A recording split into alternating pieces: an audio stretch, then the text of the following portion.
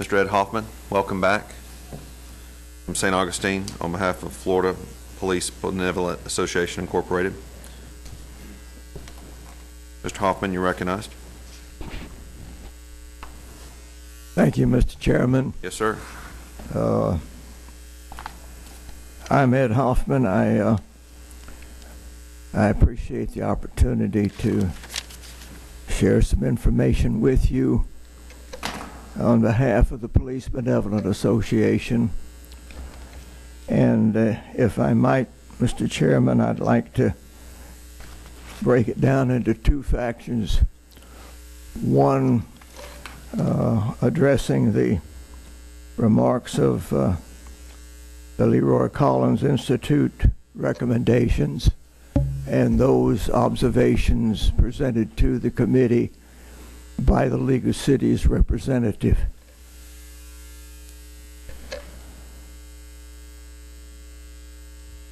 My hearing hasn't improved since last week, Mr. Chairman, so again, if I'm repetitive, I do apologize. It's not intentional. It comes with getting younger, I think. And I take memory pills, but I forget to take memory pills, so I have a little bit of a problem at times. But I notice in the professor's first article, he mentions West Palm Beach.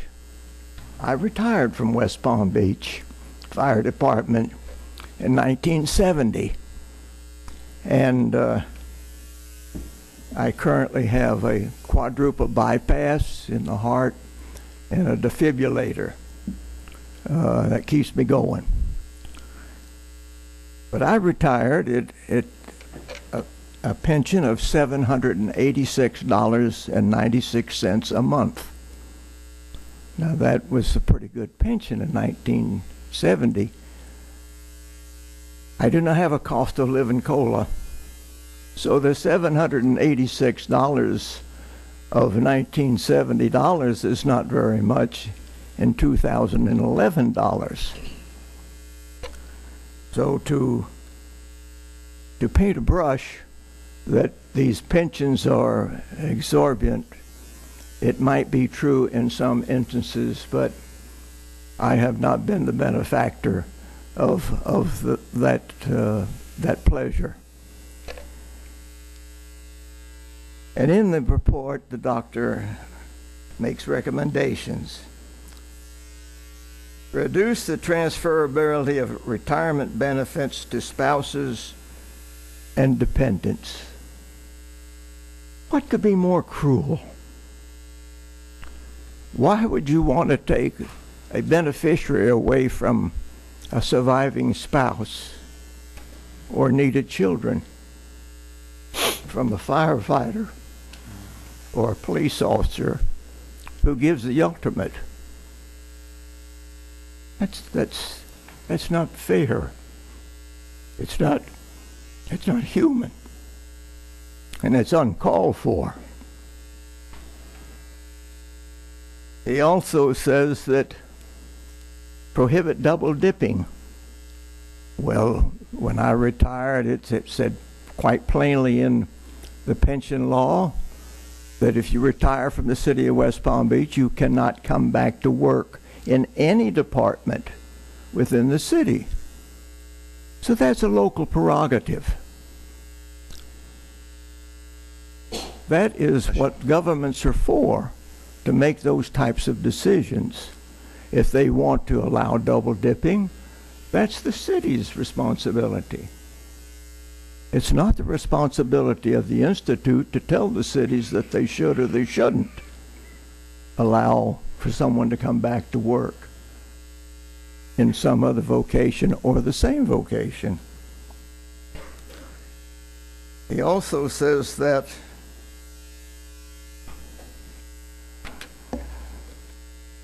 I have to get a little bit closer. I don't see that well. And that government's annual retirement obligation is greatly reduced during good economic times. That's absolutely correct. I agree with that 100%. When the basket of plenty was flowing, taxes were high, valuations of property were out of the roof. Cities had an abundance of money. They couldn't figure out how to spend it all. State government had an abundance of money. People were working. Sales tax was coming in. As I said, property taxes were going through the roof. Revenue sharing with the cities was great. But the basket of plenty has withered up on the vine. And the basket of plenty is not there now. But the obligations made when the basket was full are still obligations that must be met. Something has to give. Like the refrain from that great Broadway play, Porgy and Bess, it ain't necessarily so. And that's what is that we have today. The money's not there, so corrections have to be made.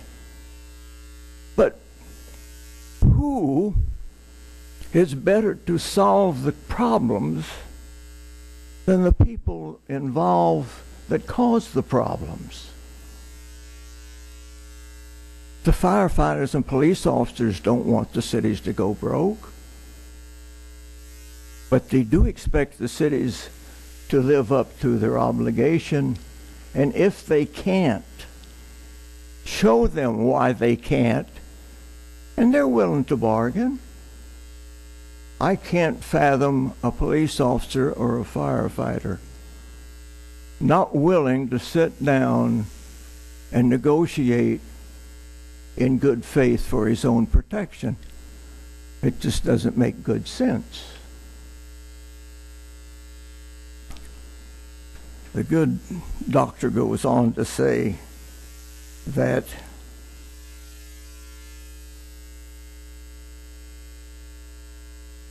an inquiry into local pension costs must consider the generosity of the pension benefits. For example, sometimes police and firefighters can artificially inflate their salaries eligible for pension and accumulating considerable overtime in their final years of service.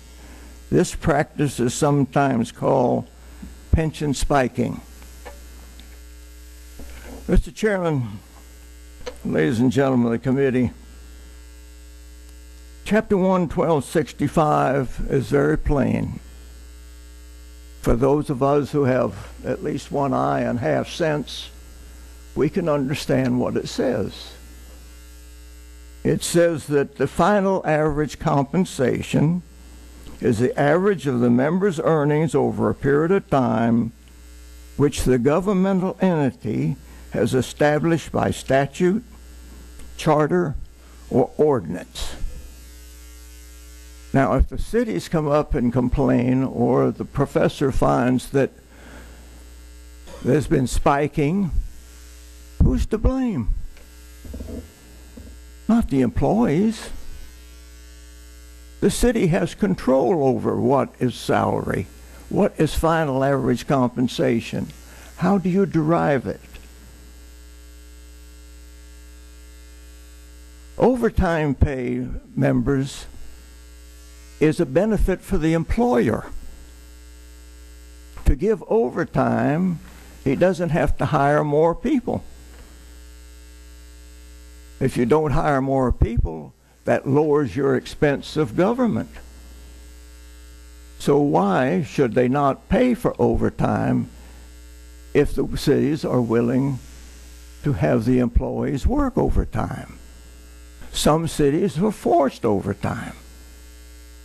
Certainly if it's forced overtime, you would not want to take it away. At least I wouldn't. The doctor offers options.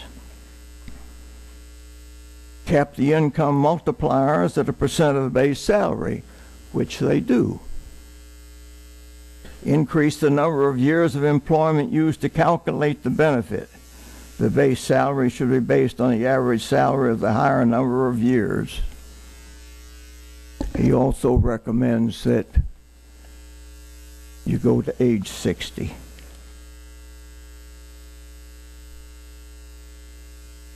Can you fathom in your own mind one of these young men, or a police officer, one of these firefighters running up 2 or 3 stairs of floors with a 50-foot length of fire hose to connect the standpipe at age 60? Can you fathom a police officer at 59 years of age running down the back street to some 18-year-old felon, trying to catch him and then apprehend him? He doesn't have much of a chance.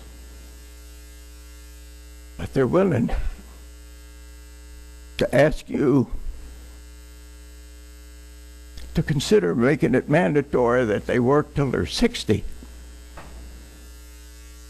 It shouldn't be doing.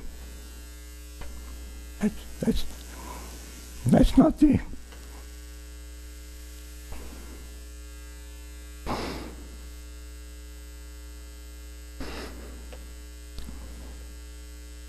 That's not the American way.